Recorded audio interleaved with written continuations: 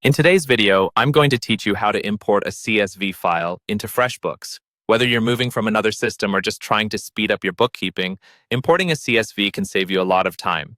Instead of entering clients, expenses, or other data one by one, you can bring everything in at once.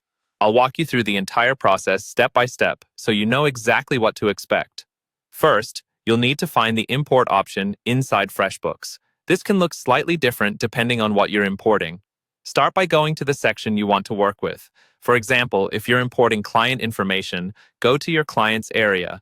If you're importing expenses, go to the expenses section. Once you're there, look for a button labeled More Actions or a similar dropdown. Inside that menu, you should see an option like Import Clients. Or for expenses, you might see Import Expenses from a file.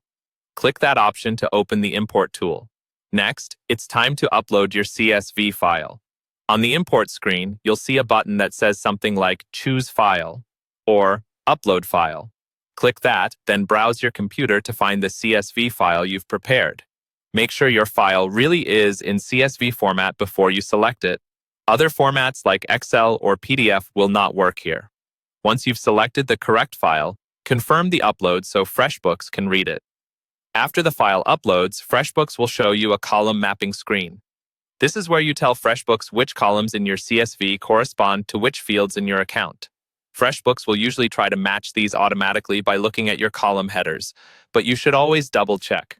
For each column in your CSV, use the drop-down menu to choose the appropriate FreshBooks field. For example, if you have a column labeled First Name in your file, map that to the First Name field in FreshBooks. Go through each column one by one, making sure everything lines up accurately.